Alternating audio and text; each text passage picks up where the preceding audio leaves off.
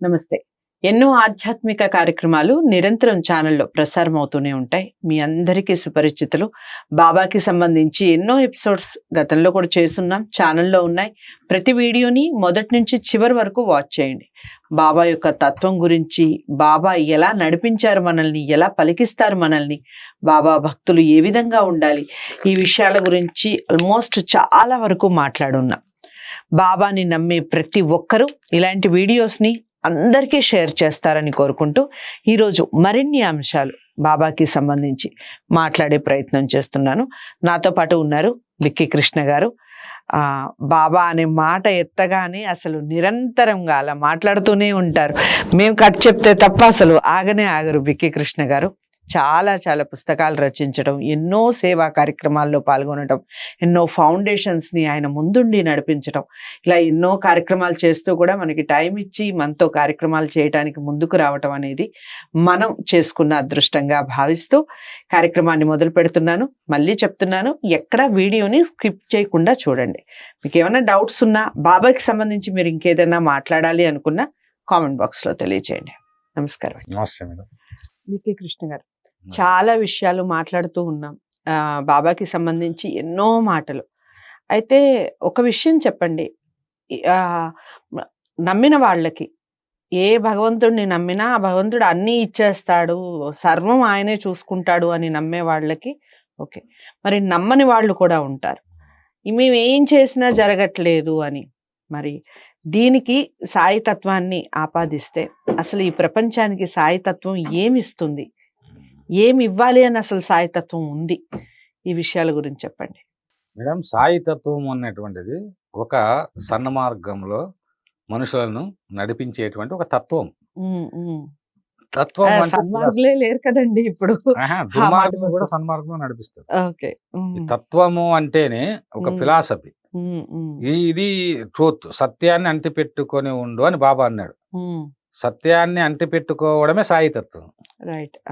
అది నువ్వు ఏతువాది కావచ్చు, భావవాది కావచ్చు, కమ్యూనిస్ట్ కావచ్చు, రియలిస్ట్ కావచ్చు, సైంటిస్ట్ కావచ్చు, ఎవరైనా కూడా సత్యాన్ని అంటిపెట్టుకుని ఉండండి, ప్రేమతత్వంతో ఉండండి. అంటే స్వార్థం కోసం మీ సైన్స్ ను ఉపయోగించకండి. ప్రపంచోన్మాదాన్ని తిరుగులేని మందు సాయితత్వం అని ఎందుకంటారు? అది సాయిబాబా తత్వము ప్రపంచవ్యాప్తం అయిన రోజు అన్ని దేశాల్లో కూడా, అందరి నేతల్లో కూడా మార్పు వస్తుంది. బాబాను సోమరితనం వద్దని చెప్పాడు. ఒకడు తనే అక్కడ తింటూ ఉంటే ఇప్పుడు ఏమిటంటే సోమరితనాన్ని పెంచేటువంటి పథకాలు ప్రవేశపెడుతున్నారు. ప్రజల్ని ఏం చేస్తున్నారు? వాడి యొక్క ఆధిపత్యం కోసము ప్రజలకు ఏది కోరితే అది ఇస్తున్నారు. వాళ్ళు ఇస్తున్నారు కాబట్టి ఇంకొక పార్టీ కూడా ఇస్తారు. ఇది కాదు కదా. ప్రజలు తెలుసుకోవాల్సింది ఏంటంటే, మంచి వ్యక్తులు, విలువలున్న వ్యక్తులు, విలువలున్న వ్యక్తులు రాజులైతే ప్రజలను విలువలతో పరిపాలిస్తారు. విలువలు లేని వ్యక్తి రాజు అయినాడు అనుకోండి, ఈ ప్రజాస్వామ్య దేశం అని. కాబట్టి సాయితత్వం ఎందుకు చెప్పాలి, మనము ఎందుకు ప్రచారం చేయాలంటే, సాయితత్వం అంటే ఒక ప్రేమతత్వము. మళ్ళీ మంచి వ్యక్తులనే ప్రజలు ఎన్నుకుంటే, ఇలాంటి నీవు చేసే తప్పుకు సాయిబాబాని పెట్టి, నేను సాయిబాబా భక్తులు, మేము సాయిబాబాని పూజ చేస్తున్నామండి అంటే సాయిబాబా ఊరికే ఇచ్చేసేస్తాడా అన్ని? నువ్వు కష్టపడకుండా నీకు ఏది, నువ్వు కష్టపడు, ఫలితము భగవంతుని అంటే బాబా చూసుకుంటాడు. సోమరితనంగా ఉంటే ఏ దేవుడు ఇవ్వడు, బాబానే కాదు ఏ దేవుడు కూడా మనకేమి ఇవ్వడు. రెండవది అంటే ధైర్యంగా ఉండు. అసలు ధైర్యం అనేటువంటిది ఏది జరిగినా ధైర్యంగా ఉండాలి. ఆ ధైర్యము, భరోసా, నేనుండగా భయమేలా నీకు అని బాబా చెప్పాడు. మన బాబా ఉండాడు అండగా, బాబా ఉండగా మన భయం ఎందుకు మనకు దండగా అని నేను పాట రాసి. ధైర్యంగా ఎదుర్కోవాలి. సర్వం పోయిందంటే పోవడానికి కారణం మనమే. నన్ను ఒక ఉద్యోగం నుండి తీసేశారంటే నాకు కూడా తప్పు ఉండొచ్చు. వాళ్ళు అన్యాయంగా తీసేశారని అనిపోయి అందరి దగ్గర బాధపడితే ప్రయోజనం ఏంటి? లేదా నా సిద్ధాంతం వాళ్ళకి నచ్చకపోయి ఉండొచ్చు, లేదా వాడి స్వార్థము వల్ల నన్ను తీసి ఉండొచ్చు. తప్పు వాడిది కావచ్చు, నాది కావచ్చు, కానీ నేను నిలబడాలి. నిలబడాలంటే బాబాను ధర్మో రక్షతి రక్షిత అన్నట్టుగా ధర్మాన్ని బాబా రక్షిస్తాడని చెప్పాడు. కాబట్టి నేను ఇంకొక ఉద్యోగం చూసుకోవడము, ఇంకొక రకంగా పైకి రావడము ప్రయత్నం చేయాలి. అంటే ఒక బాబా నాకున్నాడు అనేది నిరూపించాడు. ఇక్కడ బాబా అనేటువంటిది ఒక ఆధ్యాత్మిక సామ్రాజ్యానికి అధినేత. ఖచ్చితంగా బాబా అనుగ్రహం మన మీద ఉంటుంది. కానీ చాలా మంది ఈ అవధూతలు వాళ్ళు వీళ్ళు ఆశ్రమాలు పెట్టుకుని అది పెట్టుకుని బాబా మేము రక్షిస్తాడండి, ఆ హోమాలు చేయండి, అది చేయండి, ఇది చేయండి, మాకు 5,000 10,000 సమర్పించండి అని బాబా భక్తిని కూడా వ్యాపారంగా మార్చుకుంటూ ఉన్నారు. అందువల్లనే ఎవరి మాటలు నమ్మొద్దు అంటున్నాను నేను. ఇప్పుడు సాయి తత్వాన్ని ప్రచారం చేసి నేను డబ్బులు సంపాదించుకోవడం లేదు. నేను మీ ఛానల్ వచ్చి చెప్పినా కూడా మీ దగ్గర డబ్బులు తీసుకోవడం లేదు. అది కూడా చెప్పండి. నేను నా కాలాన్ని ఎందుకు కేటాయిస్తున్నానంటే నేను బాబా పైన పరిశోధనలు చేశాను కాబట్టి, నా పరిశోధన సత్యము కాబట్టి ఈ సత్యాన్ని లోకానికి తెలియజేయాలి. చాలా మంది భక్తులు ఆలోచిస్తారు, వాళ్ళు ధైర్యంగా ఉంటారు. ధైర్యంగా ఉన్నప్పుడే మనం ఏ పనైనా చేయగలం. మనం డీలా పడిపోయామనుకోండి, మన కుటుంబం డీలా పడిపోతుంది. అందరూ చుట్టుపక్కల ఉన్నటువంటి వాళ్ళు డీలా పడిపోతారు. ఎటువంటి పరిస్థితులు వచ్చినప్పటికీ దేనికైనా కూడా నేను పోలీస్ స్టేషన్కి తీసుకుని వెళ్తారంటే పోలీస్ స్టేషన్ పదా అనాలి. మీరేం భయపడకండి, వాడు పోలీసుడు ఏం చేస్తాడు అనే తట్టు ఉండాలి. ఎందుకంటే నా తప్పు లేనప్పుడు. ఒకవేళ తప్పు ఉంది అనుకుందాం, తప్పు ఉందంటే దానికి కూడా మాకు క్షమాపణ వేడుకుంటాం. శత్రువుని మిత్రునిగా మార్చుకుంటాం. అప్పుడు ఇప్పుడు శత్రువు ఎట్లా అవుతాడు? నా మీద ఒకటి కేసు పెట్టాడు, అయ్యా నా తప్పు అయిపోయింది అన్నాను అనుకో, బిక్కి కృష్ణ లాంటి వాడు నన్ను శరణన్నాడు అని చెప్పేసి వాడు క్షమిస్తాడు. వాడు అంటే శత్రువు ఎవరు లేదు మనకు, మన మనసే శత్రువు. వానికి ఏదో మన వల్ల నష్టం కలుగుతుంది, లేదా అసూయతో కూడా చేయొచ్చు. ఎవరైనా కూడా శత్రువులు ఎవరు లేకుండా సరే సాయిబాబా ఉన్నాడు, మనకు కొన్ని మార్గాలు ఉంటాయి. ప్రతి where there is problem there must be solution. కాబట్టి ఎవరిని శత్రువుగా భావించకు. శత్రువు అక్కడ ఉండాలి అని కూడా రాశాను నేను ఒక కవితలో.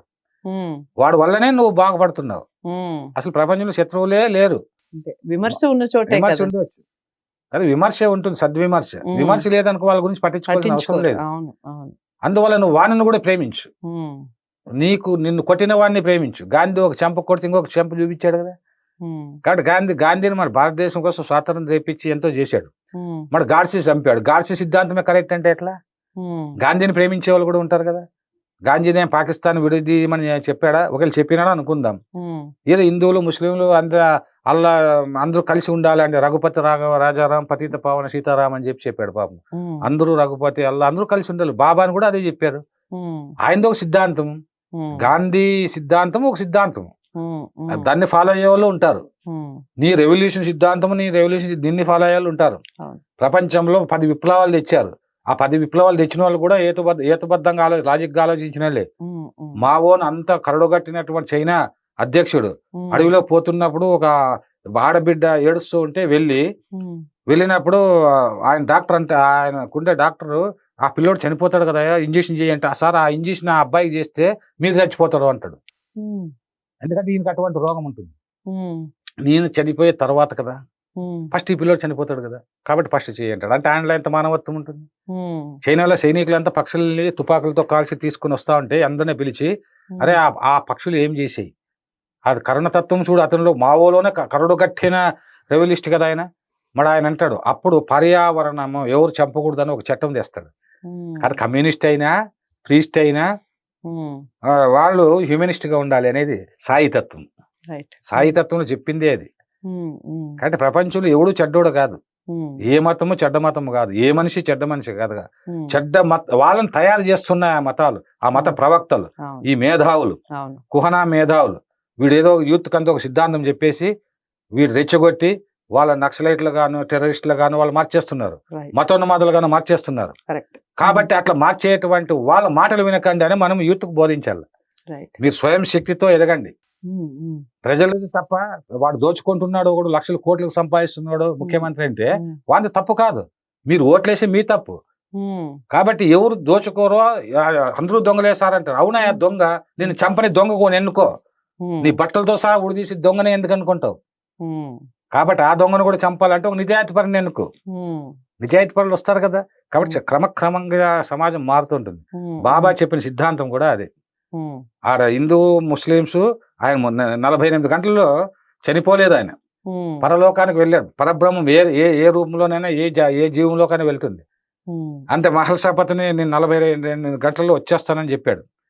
అప్పుడు ఔరంగాబాద్ అహ్మదాబాద్ కలెక్టర్ వస్తారు, అతను క్రిస్టియన్. మీ బాబాకి మళ్ళీ బతికితే నేను క్రిస్టియన్ గా అంగీకరిస్తాను అంటే మీ బాబాని మా క్రీస్తుగా భావిస్తాను అంటాడు. భావిస్తానంటే 48 గంటలు వచ్చారు, మళ్ళీ పునరుత్థానం చెందాడు బాబా కూడా. అంటే అన్ని మతాల్లో ఉన్నటువంటి ఏ ప్రవక్త అయినా ఏ దేవుడైనా పరబ్రహ్మమే అని నిరూపించాడు బాబా. బాబా చెప్పింది మీరు ఒకరికొకరు. చాలా మంది ఏదో మతం మార్పిస్తారేమో, ఆయన మతం ఎందుకు మార్పిస్తాడంటే బడే బాబా వస్తాడు, వచ్చేసి బాబా నేను ముస్లింగా మార్చానంటే రే మీ అబ్బాయిని మార్చుకుంటారు అని కొడతాడు. అంటే పరబ్రహ్మంకి మతాలే లేవు వాళ్ళ దృష్టిలో. కులాలు లేవు, ధనికుడు పేద అనేటువంటి వాడు లేడు, బాబా తత్వంలో అది లేదు. ఇలాంతా క్రియేట్ చేసి బాబాని ఆ ఫకీర్ అనో ముస్లిం అనో ఇంకోటని అన్నంత మాత్రాన, ఆయన గుడుల్లో ఉన్నటువంటి ఆ విగ్రహాలు తీసుకొని పోయి పెట్టినంత మాత్రాన మీ అహంకారానికి అది ప్రతీక. కానీ సమస్తం అంటే కొన్ని కోట్ల మంది ఉన్నారు భక్తులు, వాళ్ళు కూడా మీ మాదిరి ఆలోచిస్తే మీరేమవుతారు? అంటే ఘర్షణ కావాలని రెచ్చగొడుతున్నారు కాబట్టి అది తప్పు. నీ దేవుని నువ్వు పూజించుకో, నీ యొక్క సంఘాలు నువ్వు పెట్టుకో, నీ పరిరక్షణ ధర్మ పరిరక్షణ అన్ని ఆయన చేసింది కూడా బాబా కన్నా ధర్మ పరిరక్షణ చేసిన నాకైతే కనిపించడం లేదు. కాబట్టి అవతార పురుషులు వాళ్ళ ధర్మ సంరక్షణ వాళ్ళు చేస్తారు, అవధూతులు చేసేటువంటి మార్పు అవధూతులు చేస్తారు. ఎంతో మందిని గురువులను సృష్టించిన గురువులకే గురువు షిరిడి సాయిబాబా, గురువుంకే గురువు అని చెప్పి ఒక ఆమె రాసింది. షిరిడి సాయిబాబా కావచ్చు, అదేవిధంగా దిగంబర శ్రీపాద వల్లభ దిగంబర అంటారు. శ్రీపాద వల్లభుడు ఎంత గొప్ప వాళ్ళండి, ఎంత ప్రకృతి తత్వం, ఎంత ప్రేమతత్వం ఉన్నటువంటి జగద్గురువులు వాళ్ళు. కాబట్టి శంకరాచార్యుడు ఎంత గొప్ప గురువు. ఒక్కొక్కరు వాళ్ళ ఏ గురువు కూడా వాళ్ళు ఏదో పీఠాలు పెట్టుకొని కూటాలు పెట్టుకొని మీరు విడిపోండి అని ఏ గురువు చెప్పలేదు. సర్వము ఒకటే. చంద్రాలన్నీ శంకరాచార్యుడు చంద్రాలు కూడా గౌరవించాడు. అన్ని ఏ మతమైన వీళ్ళు మతాలను అడ్డ పెట్టుకొని షిరిడి సాయిబాబానో లేక శంకరాచార్యులో లేకపోతే ఇంకోను ఏస్తునో లేకపోతే ఇంకోను వీళ్ళు మాట్లాడటం అనేది తప్పు నా దృష్టిలో. వాళ్ళ దృష్టిలో అందరూ నువ్వు అందరినీ ప్రేమించు, ఘర్షణకు మూలమైతే మతాలు మార్చడం తప్పే, అది ఎవరు అంగీకరించరు. మార్చేటువంటి వాళ్ళని ప్రశ్నించు, మార్చేటి వాళ్ళ మీద ఒక చట్టాలు తీసుకురండి. మంది లౌకిక రాజ్యం కదా, రాజ్యాంగం ప్రకారం మత మార్పిడి మధ్య శిక్షలు ఉంటాయని చెప్పి చేయండి. కాబట్టి అంటే మన చేతిలో ప్రజాస్వామ్యం, అందరూ ఓట్లు వేసాం మనం. కాబట్టి మతాలు మా కులాలు ఇవన్నీ కూడా కాదు, దీనికి ఒక చట్టాలు చేయండి, ఆ చట్టాలను పకడ్బందీగా అమలుపరచండి. అప్పుడు సమానత్వం వస్తుంది, అప్పుడు లౌకిక రాజ్యం వస్తుంది, అప్పుడు శాంతి సుమాలు అందరూ బాగుంటారు. అంతేగాని హిందువుని చూస్తే ముస్లిం చూస్తే హిందువు భయంగా జీవించాల్సినటువంటి పని ఏముంది? అందుకంటే అభద్రత భయం వల్లనే జిడ్డు కృష్ణమూర్తి అదే చెప్పాడు. భయాలు సృష్టించి మతాల మధ్య కావచ్చు, జంతువుల మధ్య కావచ్చు, జాతుల మధ్య కావచ్చు, మతాల ఆధిపత్యం కోసం కొందరు చేసేటువంటి అహంకారంతో కొందరు చేసేటువంటి కుట్రలను ఎవరు నమ్మకండి, వారిని సామూహికంగా తిరస్కరించండి. కాబట్టి మీ మార్గంలో మీరు వెళ్ళండి అని బాబా తత్వం చెప్పిందన్న. బాబా తత్వము ప్రపంచ విశ్వశాంతికి మూలమైనటువంటి ఆ తత్వమే బాబా తత్వం. విశ్వశాంతికి, విశ్వ ప్రేమకు ఇక్కడ విభజించేది అనేది లేదు. అందరూ ఏకం కాండి, విడివిడిగా ఆరాధించుకోండి, కానీ కలిసికట్టుగా జీవించండి. ఇది సాయి తత్వం చెప్పినటువంటి చాలా గొప్ప సమానత్వం. రైట్. మనకి ఎన్నో మతాల సమూహారమే మనకి భారతదేశం. చాలా మంది ఈ మధ్య కాలంలో ఇప్పుడు బికే కృష్ణ గారు చెప్పినటువంటి విషయాలను చూస్తే చాలా వరకు ఈ మధ్య కాలంలో రకరకాల మతాల ద్వారా కానివ్వండి, మనుషుల ద్వారా కానివ్వండి, వ్యక్తిగతంగా కానివ్వండి, విమర్శలు ఎక్కువైపోతూ ఉన్నాయి. ఒకదాన్ని పట్టుకొని దాన్ని పక్కన వాళ్ళని విమర్శించి అందులో ఆనందాన్ని వెతుక్కునే వాళ్ళు ఎక్కువైపోయారు. మన తత్వం ఏమిటి, మన మతం ఏం చెప్పింది, పోనీ మతాన్నే తీసుకుందాం, మన మతం ఏం చెప్పింది దాన్ని బోధించే పని పెట్టుకుంటే ఖచ్చితంగా మార్పు అనేది 100% వస్తుంది. ఒకసారి ప్రయత్నించి చూడండి ఆ దిశగా. ఇప్పుడు బిక్కి కృష్ణ గారు చెప్పినటువంటి సాయి తత్వం కూడా ప్రపంచంలో అందరూ ప్రేమగా ఉండండి, అందరూ కలిసి ఉండండి, సర్వం అందరూ ఏకమయ్యి ఒక తాటి మీద ఉంటే ఇంకా ఎటువంటి కలహాలు కానివ్వండి, ఎటువంటి విమర్శలు కానివ్వండి ఏది ఉండదు. అది ఉండాలి అంటే మన మనస్సు స్వచ్ఛంగా ఉండాలి, మనం మాట్లాడే మాట స్వచ్ఛంగా ఉండాలి, మనం చేసే పని స్వచ్ఛంగా ఉండాలి. ఎంతమంది ఈ మాటలతో ఏకీభవిస్తారు? ఏకీభవించే వారు అందరూ కూడా ఖచ్చితంగా ఇలాంటి వీడియోస్ని అందరికీ షేర్ చేస్తారు. అందరికీ షేర్ చేయండి, ఛానల్ని సబ్స్క్రైబ్ చేసుకోండి. మరో మంచి టాపిక్తో మళ్ళీ కలుద్దాం. నమస్తే.